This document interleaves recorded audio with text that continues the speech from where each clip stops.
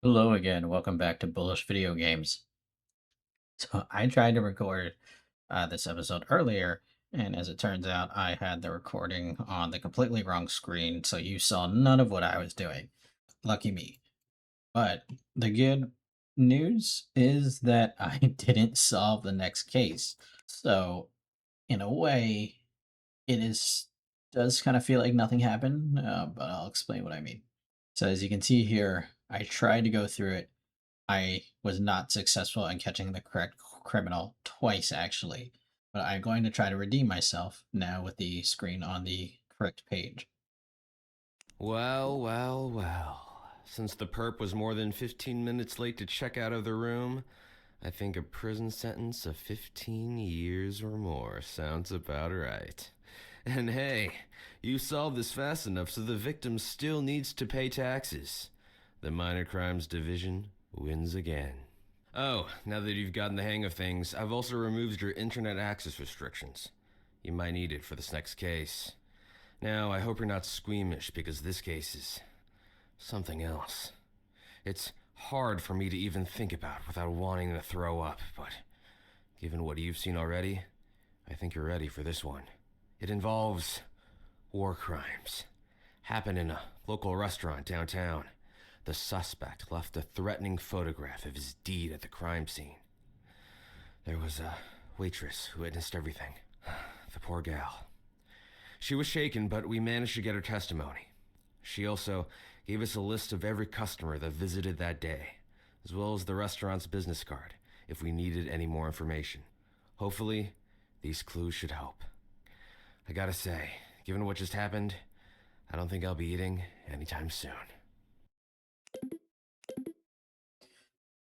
So with this case comes a new chapter, chapter 6. Or not, excuse me, not 6. 5, chapter 5. And this is a long one, and I have to reread the entire thing. So again, buckle up. Chapter 5, Group Activities. In the previous chapter, you might be disappointed that aggregation functions only gave us a single value across an entire column. Fear not. Although disappointment is a feeling as database detectives know well, this is a rare occurrence where our disappointment is actually unfounded. Group by. Group by allows us to merge all rows which share a common column value into a single row. This allows us to find the results of aggregate functions for each unique value within the grouped column. For example, let's say we wanted to find the age of the oldest member in each family, represented by their last underscore name. Here's what the query would look like. Select last underscore name. You're aggregating the max age. They relabeled that oldest age. From families table, group by their last name. Below is a visualization of what this query is doing. So we have the families table, different families organized by last name. So we are grouping by the last name, and the result generates last name and also the oldest age, right? The max age from each group. Notice that only a single row remains for each unique last underscore name value. All duplicate grouped column values have been removed. Oh yeah, I didn't show you the clues. We normally do that first. Okay, there we go. All right, looking at the clues here. So what is the horrible crime? Pineapple on pizza. So it's the guy eating it with a handwritten note, "You can't stop me." The business card, and here it gives us a website to visit. Fruit and pizza in one place. Free napkins and straws. And then here's our witness testimony. Yes, I saw it. I couldn't believe my eyes. Pineapple and pizza? Together? I don't know his name, but he's been here a few times before, and I remember him since he always leaves the lowest percentage tip every time he pays. But this takes it to another level.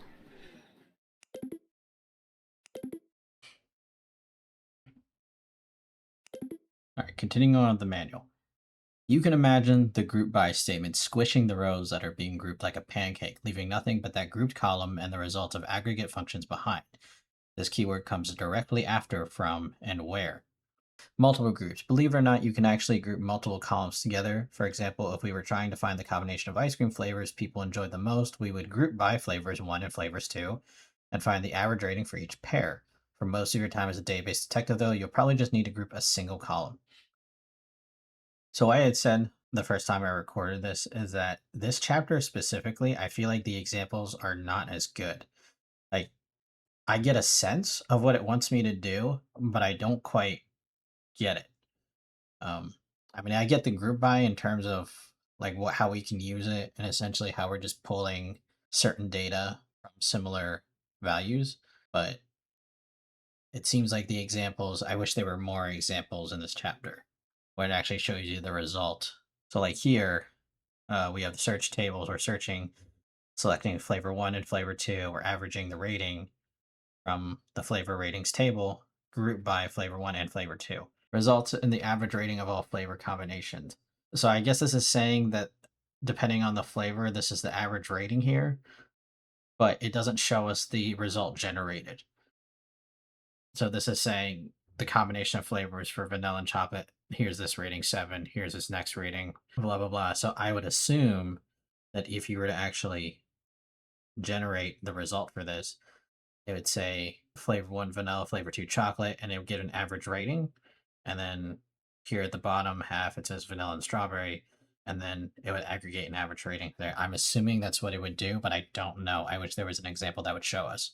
Warning, you cannot select ungrouped and unaggregated columns when your query contains aggregate functions or a group by.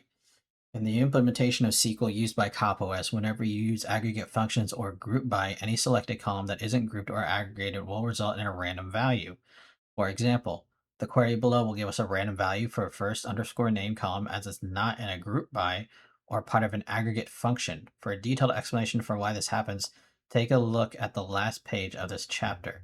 So here it's selecting first name, underscore name, comma, last underscore name, and it's finding the sum of all the ages from the family's table. And it says it wants to group by the last name. And the note here says the first underscore name column and the result will be random.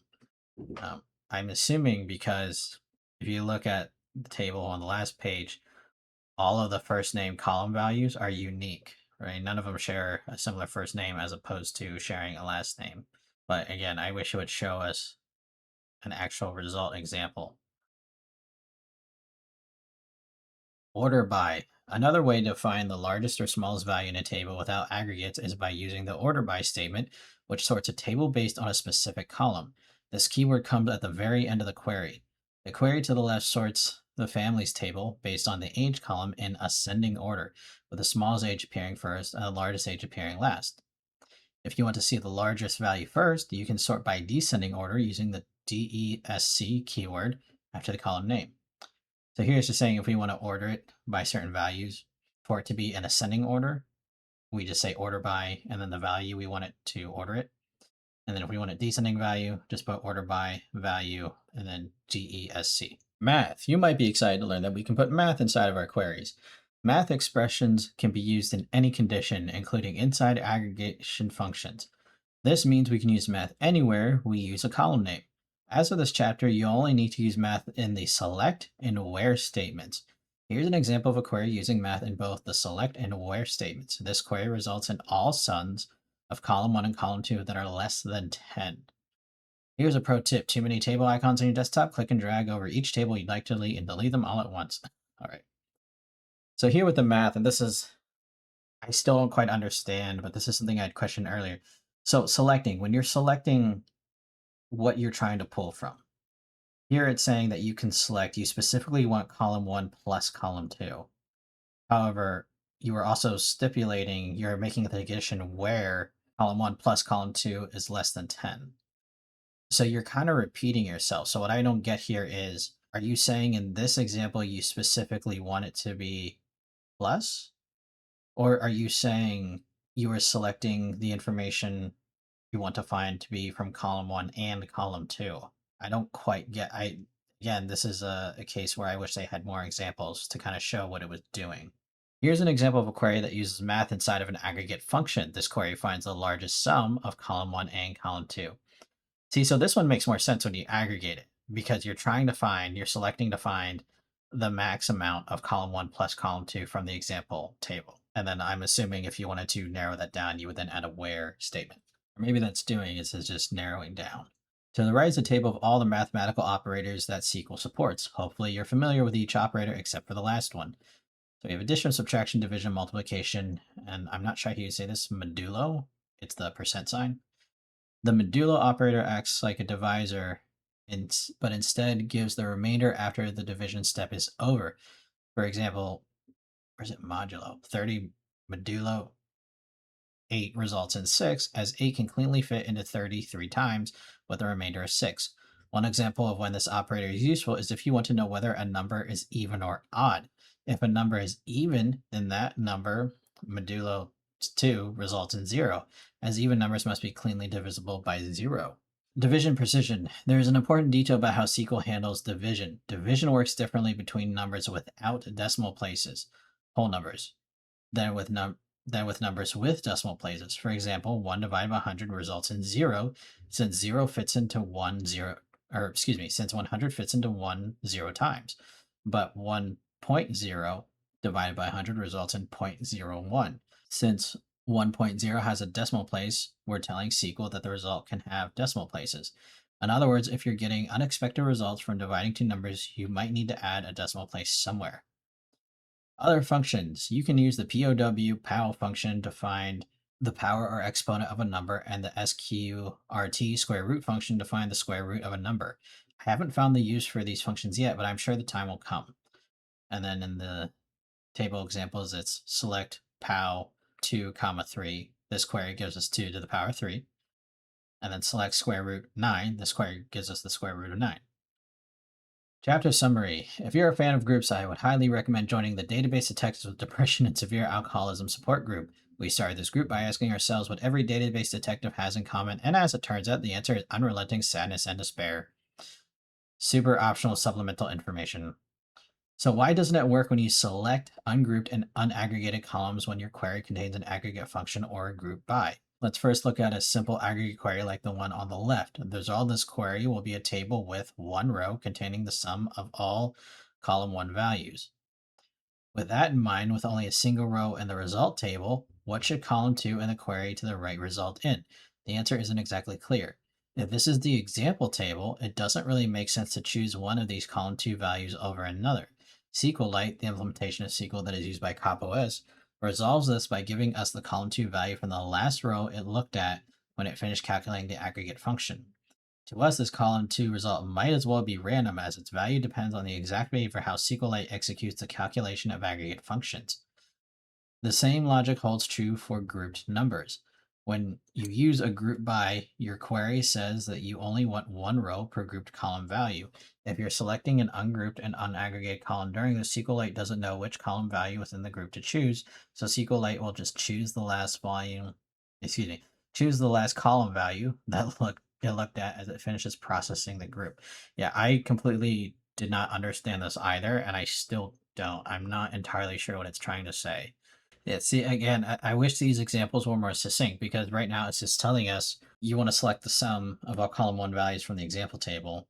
And here on the right-hand side, you're selecting the sum of column 1, but you're not really telling it to do anything with column 2. Maybe that's what it's saying, is that you still need to aggregate, put an aggregation function in between. Like, this will not cut it as an and. I don't know if that's what it's trying to say or not. But yeah, overall, this chapter compared to the last is much less straightforward. I feel like the examples aren't as good. I feel like it needs a little more explanation as to what it is trying to say. Again, maybe I'm tired, maybe I'm dumb, or a combination of all the above. But now let's get to the actual investigation detective work. So we have a list of customers. And then now we can use the internet browser, using the business card clue here. It's pizzaslices.net. And it takes us to our website. Sweet and savory. See, like, this is a little much. Watermelon on pizza. No. Succulent fruit, delicious pizza. See if your order for today is ready. And here generated an orders table with the items purchased and their prices. And then, but did you tip enough? Click on the tip jar to compare. Actually, that would be fascinating if you could see how much every person tipped very publicly. and then it has an address, a little map. Warning, putting pineapple on pizza is illegal, considered a war crime. So we are done with that. And this is where I got completely lost. Because I double-checked the testimony. I saw it.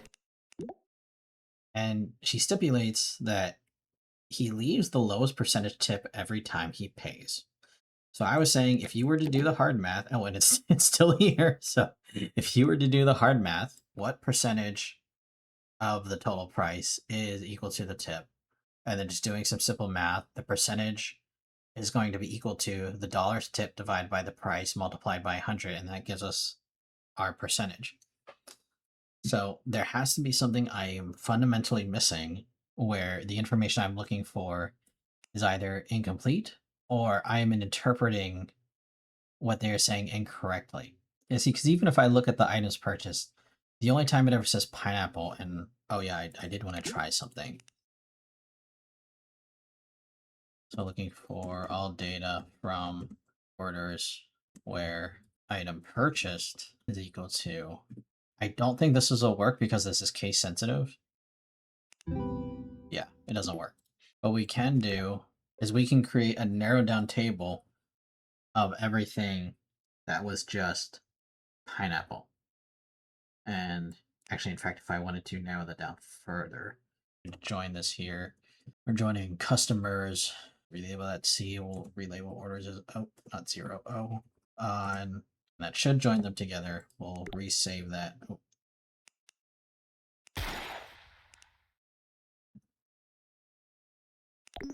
There we go. And I don't know why it does this, where it generates two, basically like a repeat column.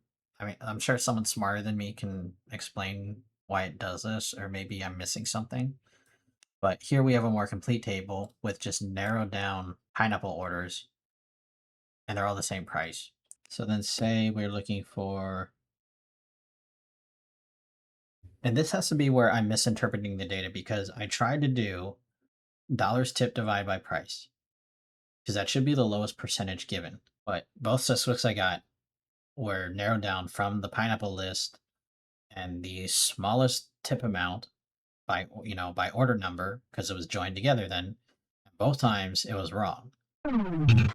Hey, editing me here. I just wanted to say that as I was going through this, I tried it for a third time and basically was just hitting my head against the wall trying to do the same thing. So I cut all of that out, and what I'm going to show you now is just a very rough together clips of me stumbling my way through it. I did, however, go over and re-record a more, what you would call, elegant solution that I'm going to put at the end. But yeah, for the next couple of minutes here, it's going to look pretty rough. Oh my god. Okay, so I just noticed this under order number here. It's the same person ordering items and then pizza. And we need to find people that ordered the pineapple and the pizza separately. What the fuck? Yeah, because it could be veggie, it could be cheese, it could be. We're not looking for the price. We're not looking for. That's why the percentage has been all fucked up, because the items are having different price. What am I looking for? Okay, I'm looking for everyone who ordered pineapple, but also ordered pizza. So, okay. I feel like I'm getting a little closer. So I'm cutting an incredible amount of this out just because it's me thinking at this point. But essentially, I got the order totals of all the customers, and then I separated out which of them had just purchased pineapple, but then I joined it with the order total. So now this table here gives me the people that just ordered pineapple, but also gives me the total of everything they had ordered. So then if I join that with tips, this is gonna be the last time. Otherwise, I'm looking up I'm already over time limit. I'm going to look this up if this is wrong, because this is the fourth time and I'm out of patience. Hey, this is Future Me, just trying to clean up my Let's Play here just a bit. I ended up looking on the Steam discussions for some help and tips, and of course there was something very simple I was missing in terms of making this a lot easier to do. So this essentially is me trying to show you a more elegant way to solve this case. But first we need to grab our data.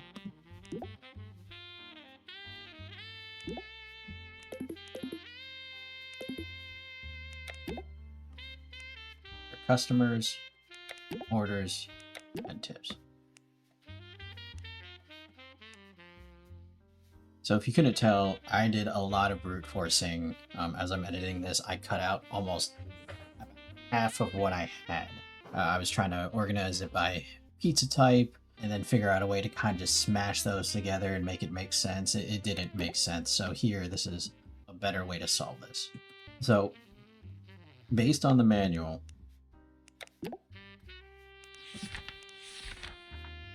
this is wanting us to use group by. So we are selecting for order number because that's what we want, but we are also going to find the sum of the price.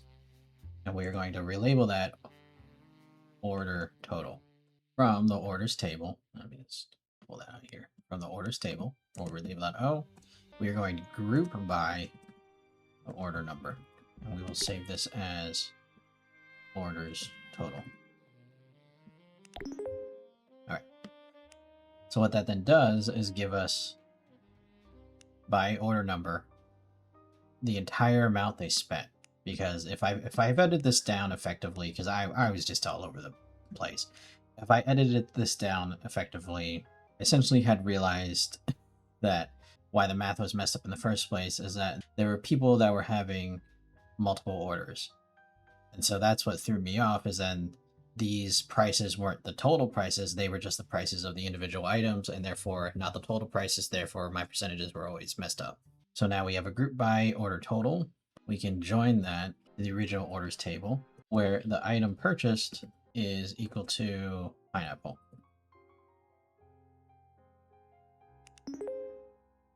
And so then what that further does is filter out people who just ordered pineapple, but then also gives us the order total of what they bought. Oh, forgot to relabel that. So we will relabel that pineapple total. There we go. So now we can join that with the tips table. And in doing so, this is where I messed up the first time, because when I was calculating for the lowest percentage, it was just resulting in the percentages and it wasn't showing the order numbers. So then what someone explained to me was that when you select, you have to specify what it is you're looking for. So that's why when I was doing the math part of this for dollars tipped, that's why it was just showing this math part, because that's all I was telling it to do. So a simple way to fix that is just to give it a wildcard. We are still looking for dollars tipped over order total, because by simple math, that is how you find the percentage of something. You still need to multiply it by 100 if you want the actual percentage number, but just do the quick conversion in your head. We're getting this from the tips table. And we are joining with our pineapple total, we'll label PT, where, and essentially we're just repeating this. And we are also going to order it by lowest percentage. Order by cannot be, oh, excuse me. There we go. So then here, this is already ordered by lowest percentage. So here 2.48%, which is rather low. We look at the order numbers, same person. And so then what you can do, it gets kind of big, and this is something else I'm going to have to ask about later as well. What you can do is if you just look at customers, you can just order ascend the customer list and then just kind of scroll through, look for it that way. 62884, Lano Fink. Or you can do it the query way, you can just join it to the customers. There we go. And it gets kind of absurdly long, but I'm definitely going to ask around. I still don't know why it does this. Why? Because I would think that when you join something, it understands that this is an overlapping value. I don't know why it just has like a repeating, you know, this version, like this is attached to this table, which was attached to this table, which was attached, you know. So I'm going to have to ask about that. But here, it attached the first and last name. Now, for this, it's not going to show the achievement toast for me getting this correct, but if you are replaying this and you do want to know it's correct, you'll know it by the message given.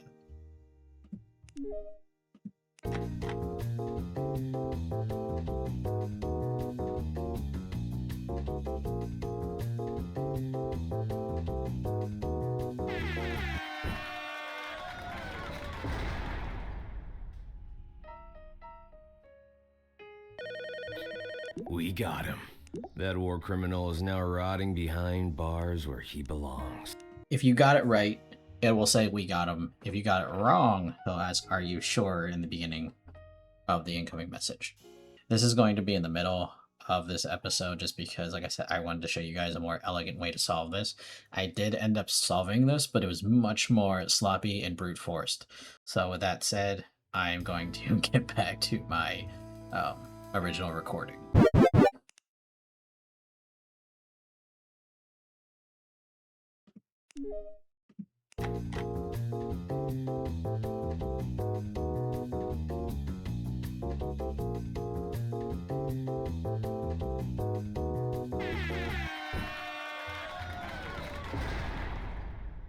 That does not. Oh my god! Oh my god! I fucking shit. Jesus Christ. Oh my god, I have so much editing to do. Don't get me wrong, this is still a lot of fun, but holy shit, I was about to lose my mind there. So, so sorry if this was frustrating to watch. But again, this is a blind playthrough. And if you have stuck with me thus far, thank you for watching. I am just going to roll over into the next episode because I am having a lot of fun. You're going to continue watching. See me over there. If not, have a good one.